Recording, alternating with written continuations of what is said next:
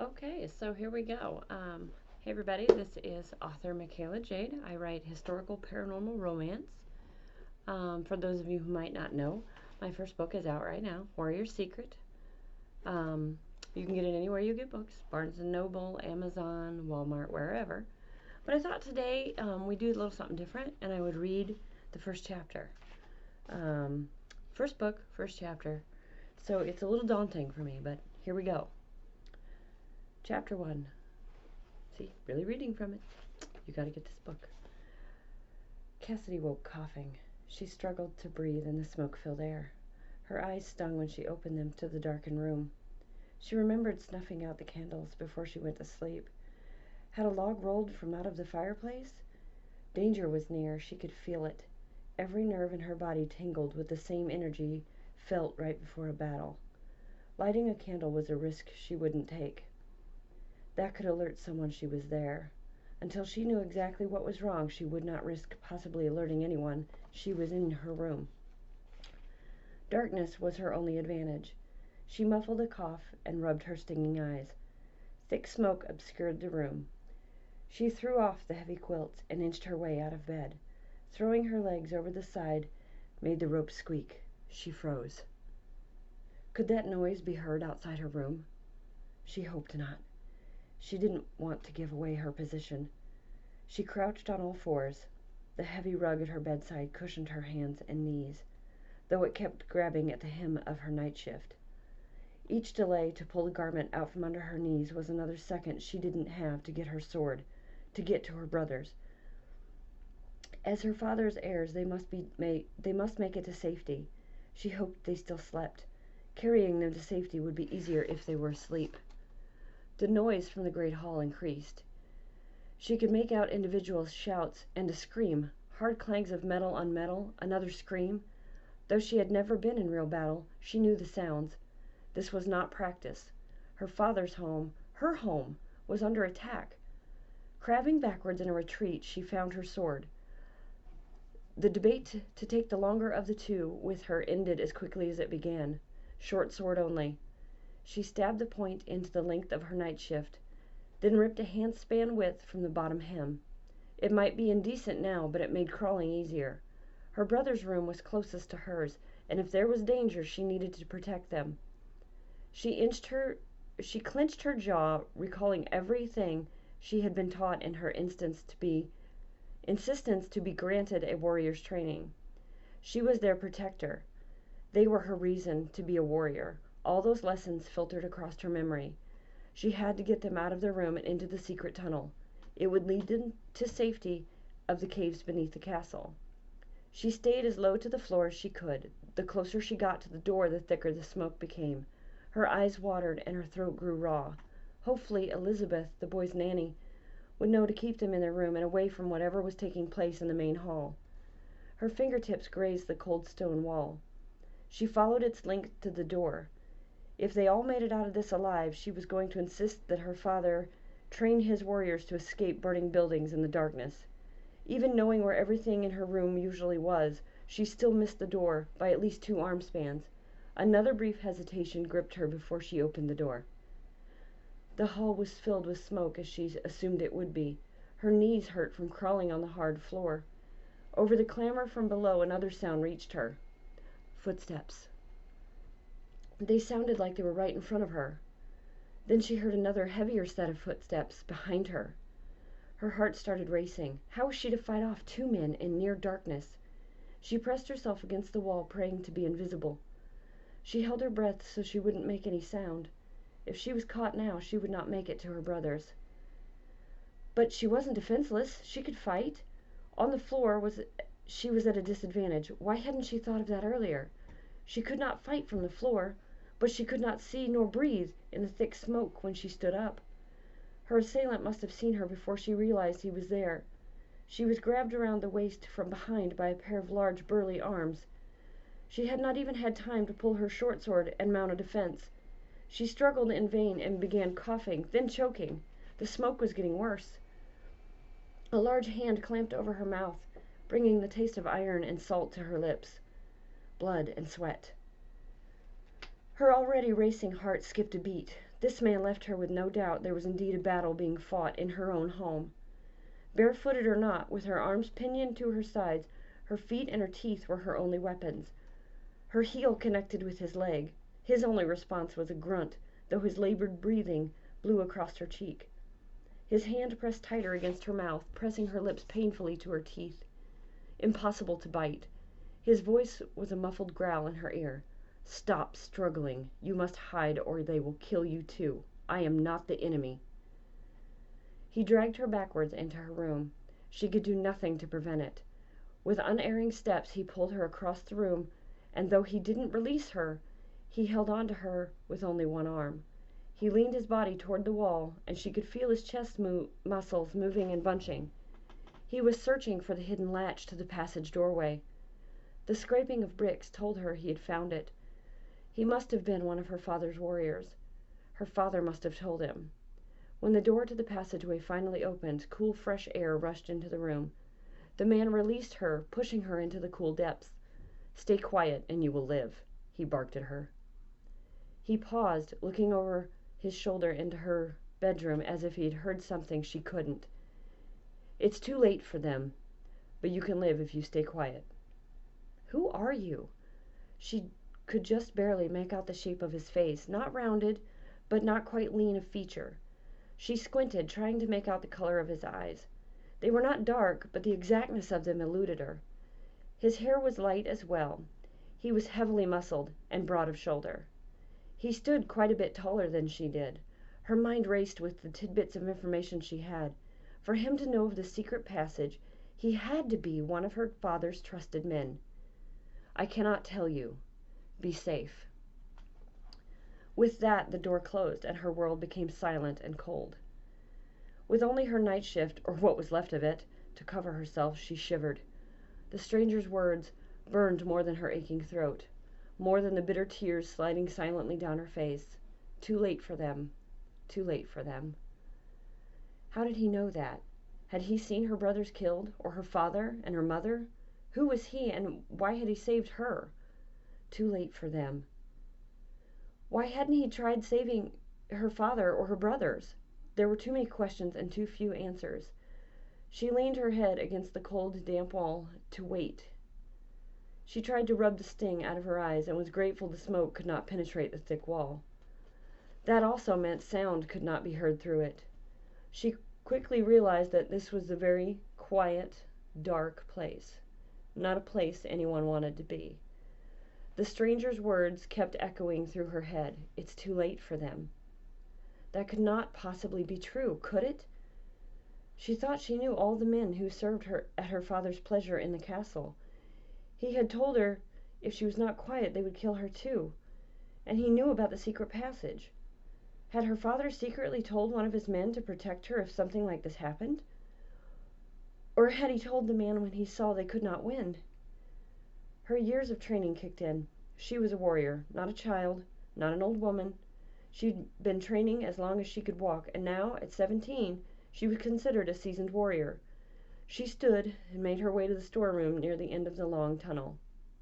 She always thought her father a little too cautious every time they took inventory and restocked the supplies. But now she wondered if he knew something he hadn't told his family. Water would be there, drawn from the skies every time it rained. Her throat tightened at the thought of the cool water. Each step along the passage drove a dagger into her heart. Focus. They will need your help when this battle's over. Get your head together. There would be clothing, enough for everyone, torches, fire starters. There were even bridles and saddles for the horses should they be needed. Without looking for it, she knew there was also a trunk full of gold. Besides herself, only her father, mother, and Riley, their steward, knew about the secret passage. Or so she thought. The man who grabbed her was too burly and big to be Riley. Riley was a tall man, but very slight in nature. His voice was not as gruff either. Who was he? Her father must have told another of his men about the secret door. How could he have told them if he was dying? No, her father couldn't die. Not now. Not when she needed him. Yes, that's what happened, she tried to reassure herself. Given enough time, her father, her mother, and little brothers would come down that long, dark, cold, empty passage, and she would be able to laugh at her fears. She made herself a pallet to busy her hands and her mind, but she couldn't use it. She slept fitfully, sitting propped against the wall of the storeroom. When she woke, her neck and back ached and her throat still burned. She had no dreams that night, luckily.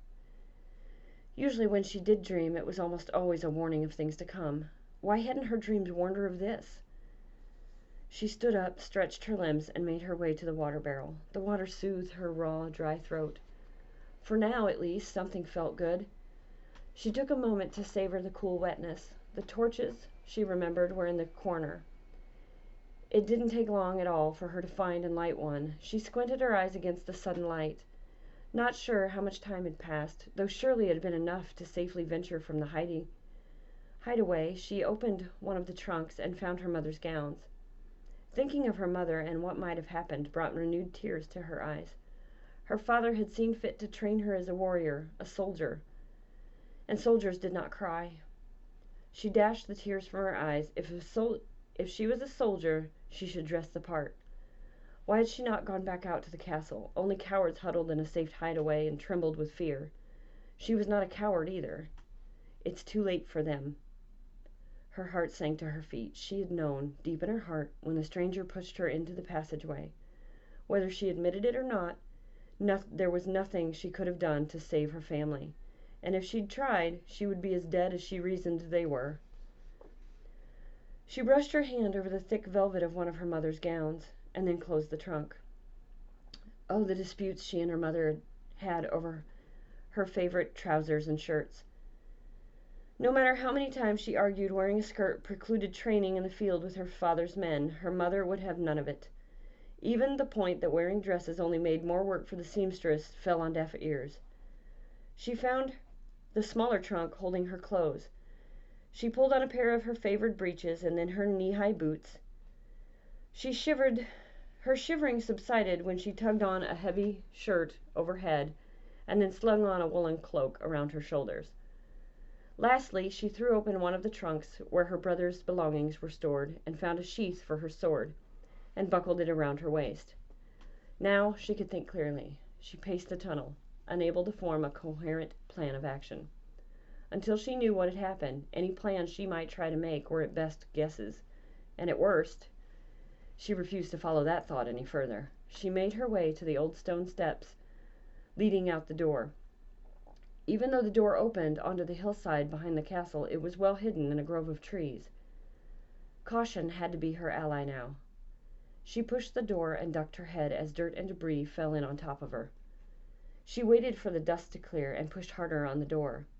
With one last shove of the door, she was outside and in the clear light of early morning. The sun was just beginning to light the new day. She dusted herself off as best she could and rubbed her eyes clear of dust. She looked around the clearing with a deliberation taught to her by one of her father's spies. She had to be sure it was safe to venture forward. She listened for any sound of fighting. Hearing nothing, she walked slowly toward her home to find her family. Had the village been spared? How were her father's people? She hoped they were all right. She wondered, too, about her many pets. As she emerged from the brambles and the undergrowth, she noticed not even the birds were singing. She had been able to sense thoughts and feelings of animals since she was very small. Now it was as if they had all just stopped talking. She could sense nothing except an emptiness and a strong sense of fear. She changed her mind. She wanted at least one weapon with her. In her experience, animals were never wrong. She slipped back into the tunnel and waited for her eyes to adjust to the darkness again. Her small sword wasn't going to be enough. She made her way to the back of the storeroom, moving several trunks until she found a stash of swords and daggers. She strapped a small knife to her calf and adjusted her cloak to cover it. She pondered strapping on a larger sword. Deciding against it, she didn't want to expose to strangers she was trained to fight. That was better left unsaid so she might have the advantage of surprise. Animals were never wrong, and if they were not speaking now, there must be a very good reason. She concentrated once more and tried to discern even feeling. Nothing. Emptiness. She sometimes worried her gift would one day come to haunt her. If the wrong person found out, she could be burned at the stake for witchcraft. She'd only told her father about her gift, although she suspected others knew. He was the only person she had trusted with her secret.